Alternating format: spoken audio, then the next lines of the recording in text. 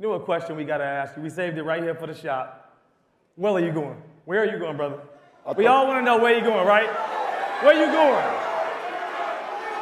We do not have we don't have an announcement to make just yet, guys. Oh man, the whole entire world is waiting on this. They're waiting to schedule the games. They're waiting to do everything. That's crazy. That's crazy, Bobby. The absolute circus surrounding professional basketball has officially reached a brand new level of pure comedy. A fully grown sports legend is actively forcing the entire sporting world to pause for his personal validation. The mainstream media continues to praise this embarrassing behavior as an unmistakable sign of royalty. We must expose this desperate search for attention today, right now. Drop your thoughts down in the comment section right now. Is LeBron James completely embarrassing himself by dragging out his free agency decision? Or are you still defending his constant need for attention? And I'm sure LeBron has something he's made his mind up in some way, but it really has not gotten out to the league. And it got to the point where Adam Silver last night was on another panel at Fanatics Fest, and he was kind of tongue-in-cheek, but he was kind of being serious. He was like, we need to do our schedule. Our media partners need to know what to plan, which teams to put on. So LeBron, it would be helpful if you would let us know. It's actually kind of reaching the point of, impeding league business. The NBA as a collective organization should be completely ashamed of what it is currently allowing this man to pull off. It is a complete fabrication that we are expected to accept. The man is 41 years old, heading rapidly toward 42, yet he expects the entire sports world to court him like a young lady waiting for a prom proposal. We have to stop this absolute nonsense immediately. We need to bring traditional manhood back to professional basketball, because watching the media celebrate this behavior is getting entirely out of hand. They want us to look at his social media and scream about how much motion he possesses at this stage of his life. They tell us to look at how he is single-handedly holding up the entire league structure. This is one thing I can say with confidence. LeBron does not care about holding the league up with its schedule. He will make them wait until he is good and ready to make a decision. The narrative contradicts absolutely everything his defenders claim he stands for on a daily basis. They tell us he is the ultimate teammate, the greatest ambassador for the sport, and a selfless leader who cares deeply about the health of the game. The reality is that he does not care about a single thing other than his own personal spotlight. He will happily force the league executives, the television networks, and the fans to sit around twiddling their thumbs until he is good and ready to announce where he wants to take his traveling circus next. There is no reason why we still don't have a decision. Well, there is one reason. LeBag wants to drag it out as long as possible to bask in all the attention and make sure that everybody is going to wait on him. And they are. Even the most powerful people in this league are stuck waiting on this dude. Several entire organizations are stuck waiting for this dude. This would never happen in a serious organization like Roger Goodell's league. NFL leadership would never let a single veteran player hijack an entire off-season schedule just to feed his own personal ego. Adam Silver needs to look in the mirror and feel a deep sense of professional shame. With all the incredible young talent developing across the league and all the massive stars coming in through the draft, the entire media apparatus is forced to spend 24 hours a day talking about a 41-year-old sports dinosaur. It is genuinely wild how one individual can crave public attention this badly. He refuses to make a basic employment decision until after the global soccer tournament concludes, simply because he wants every single camera lens pointed directly at his face. He's a piece that brings in revenue, but he's not a piece. He's a drama queen. He brings drama. He brings the circus, which brings the money. It's not LeBron James's game anymore that brings in the money. It's the circus that he brings, and the drama, the constant stories, the center of attention, all that stuff. That's what brings in the money. He wants his personal happiness prioritized above the operational timeline of multiple multi-billion-dollar franchises. It sounds exactly like a middle-aged female going through a messy divorce on social media, constantly posting text updates about finding her groove back like Stella. He is acting like that specific girl on Facebook who posts a wild story showcasing her lifestyle at a loud nightclub, looking completely out of place, leaving you wondering why she is out there acting like a teenager. Then you click on the next slide of the story and you see her family photos, and you just want to tell her to knock the nonsense off completely. That is exactly what professional basketball has descended into. A legendary athlete has to resort to literal media thirst trapping just to maintain his relevance in the daily news cycle. And the funniest part of the entire situation is that the league successfully forced him to lower his financial asking price. We have not forgotten that he initially demanded a full maximum contract worth over $50 million a year. Now he is out here leaking reports that he is willing to settle for a massive discount or even a veteran minimum slot. It is the equivalent of a person claiming they want $150,000 in a massive legal dispute, but the moment things get difficult, they settle out of court for a $20 bill. It is an absolute embarrassment. Yet the fanboys are still out here foaming at the mouth, acting like he is the ultimate savior who moves the needle for a true championship contender. We are watching this man execute every single public relations stunt imaginable, except actually dribbling and shooting a basketball effectively. His media team drops a heavily edited gym video, and the internet instantly loses its collective mind. You see adults typing out messages online praising his core strength, talking about how they could never perform those exact exercises in their 20s, let alone at his advanced age. But then the objective side of the world decides to post the unedited reality, showing that he isn't performing a single physical feat that you haven't seen from everyday gym members across the country. The moment the illusion is shattered, the goalposts instantly start moving. The defender starts screaming that he lives rent-free in everyone's head, completely ignoring the fact that they were the ones crying tears of joy over a standard weightlifting routine. The entire situation is proof that psychological manipulation is alive and well within the sports community. The fanboys are living proof that total brainwashing is in full effect. But it isn't just the casual viewers who have fallen victim to this corporate spell. It looks like the Matrix has officially captured legendary executives as well. We just listened to Pat Riley discuss the literal possibility of bringing this traveling circus back to South Beach. Riley stood in front of microphones and started talking about landing airplanes, repeating the exact same phrase over and over like a broken machine. It is deeply tragic to watch a legendary basketball mastermind sell his soul to this system again. The comments sound completely different from the iconic speech he delivered back in 2014, right after the self-proclaimed king abandoned Miami.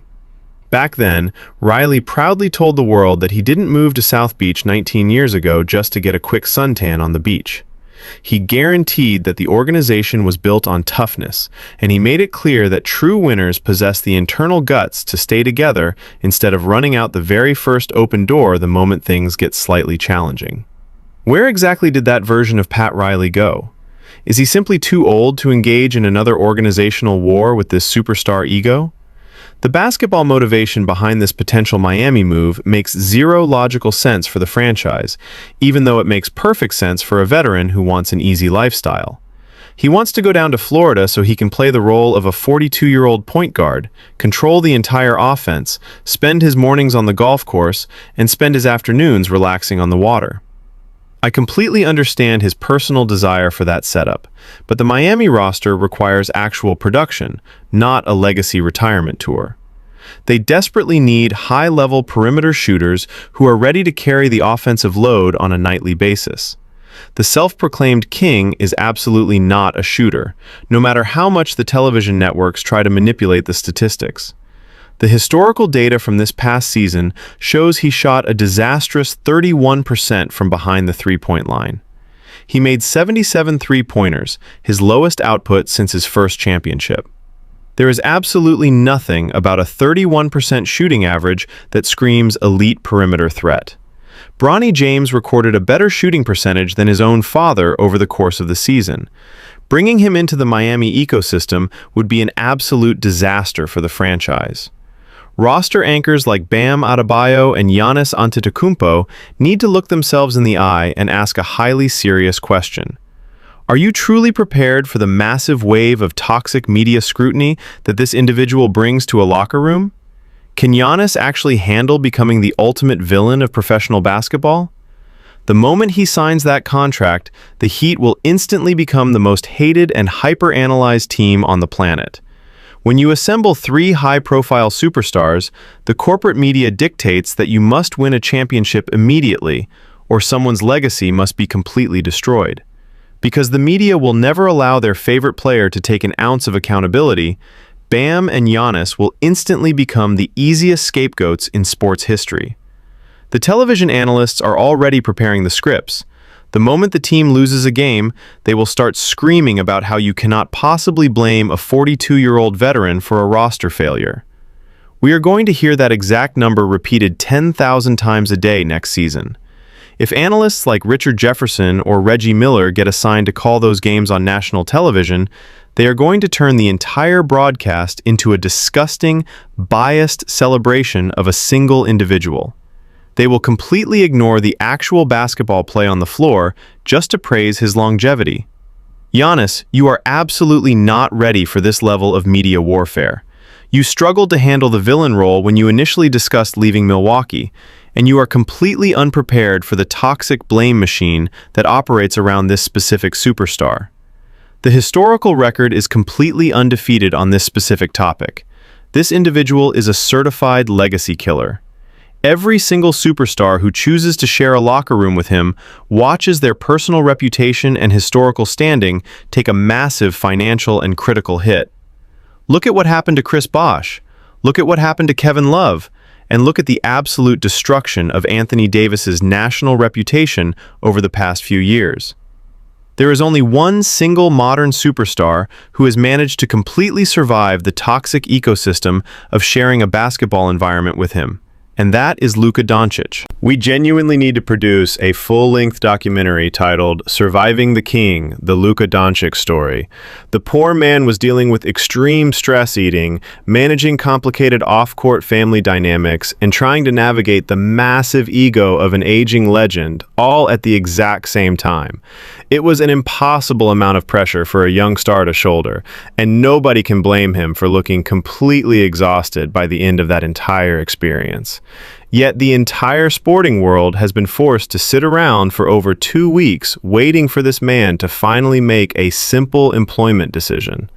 The entire process is taking significantly longer than a classic animated television saga. It is taking longer than a fictional tournament narrative. It is taking longer than a parent who claims they are going down to the local corner store to grab a gallon of milk, never to be heard from again. You are 41 years old, man. At this specific stage of your life, you should be preparing to become a grandfather. You should be spending your weekends learning how to properly operate a backyard grill while wearing open-toe sandals. Instead, you are actively allowing your historical legacy to take massive, unforced hits. The moment you announced you were walking away from the Los Angeles Lakers, the reality was that the front office didn't even want you back in the building anyway. By joining a 4th separate franchise, you are completely solidifying your status as a mercenary who cannot build a sustainable winning culture without jumping to a pre-assembled roster. I am also deeply disappointed in Steph Curry right now because I watched the embarrassing public appeal he just made to the media. Right after my last video dropped, Curry went on national television and made a full, desperate plea for him to come to Golden State. He started talking about the beautiful weather in the Bay Area, the incredible golf courses, and the fun experience they shared during their international summer tournament.